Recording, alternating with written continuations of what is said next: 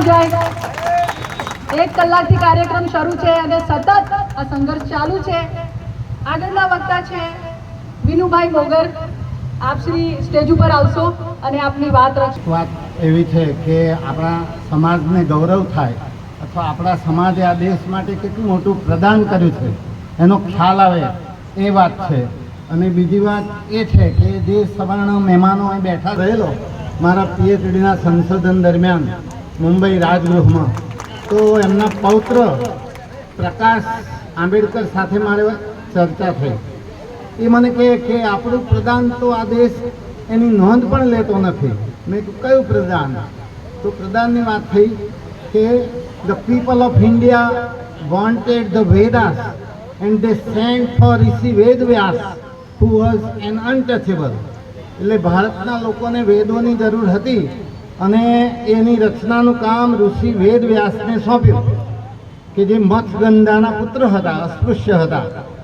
આગળ વાત કરી કે the people of India wanted an epic and they sent for Rishi Valmiki who was also an અનટચેબલ।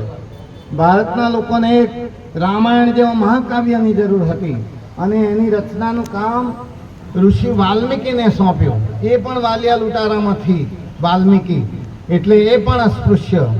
અને છેલ્લે કહ્યું કે the people of India wanted the constitution and they sent for me and I am also an untouchable. બાબા સાહેબે કહ્યું કે ભારતના લોકોને બંધારણની જરૂર હતી અને એ કામ મને સોંપ્યું, એટલે કે આંબેડકરને સોંપ્યું, અને હું પણ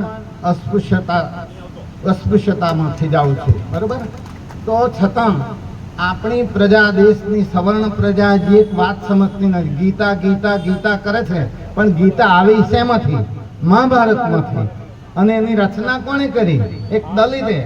તમે ધર્મ પુસ્તકને બગલમાં લાલ કપડામાં વીંટીને જાઓ છો અને કોઈ દલિત અડી જશે તો અભળાઈ જશો, એવું રાખો છો, એ તમારું કેટલું મોટું અજ્ઞાન છે।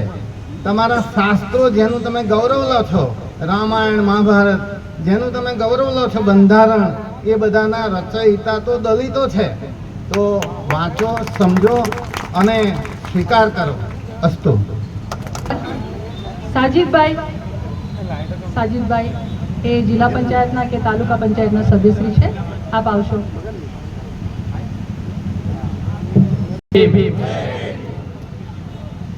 આજે ડૉક્ટર ભીમરાવ આંબેડકર પ્રતિમાના અનાવરણ પ્રસંગે આપણે વચ્ચે ઉપસ્થિત ન પામતા અને તળપદ ગામના સરપંચ શ્રી સાલીમભાઈ કાજી, રાજેશભાઈ રાણા, બેવ ગામના સર્વ માજી સરપંચશ્રીઓ, ગામના વડીલો, વિવિધ ગામમાંથી પધારેલ સર્વે ભાઈઓ બહેનો અને નવયુવાન દોસ્તોને અહીંયા આવકારું છું। નાપાના ઇતિહાસમાં આજનો દિવસ એ સોનેરી અક્ષરે લખાશે। એનું કારણ કે નાપા, વાંટા અને તળપદ 30,000ની વસ્તી છે, પરંતુ આ પ્રથમ પ્રતિમાનું અનાવરણ થઈ રહ્યું છે। એ સમગ્ર ગામ માટે ગર્વની વાત છે। હવે ટાઈમ ખૂબ જ થયો છે, વધુ ટાઈમ ના લેતા આપને બાબા સાહેબ માટે એક શાયરી કહી મારી વાતનો વિરામ આપીશ કે वो खुद ही तय करते हैं आसमान उड़ानों की, वो खुद ही तय करते हैं आसमान उड़ानों की, परिंदों को दी नहीं जाती तालीम उड़ान की, महकना और महकाना काम है खुशबू का, महकना और महकाना काम है खुशबू का, खुशबू नहीं मोहताज किसी कदरदानों की। એવી જ રીતે આપણા આંબેડકર સાહેબ જે કામ કરી ગયા છે, ખરેખર સમગ્ર દેશ એમની પર પ્રાઉડ ફીલ કરે છે અને આપણે પણ કરવું જોઈએ। બરાબર છે? સૌનો આભાર। Thank you. જય ભીમ।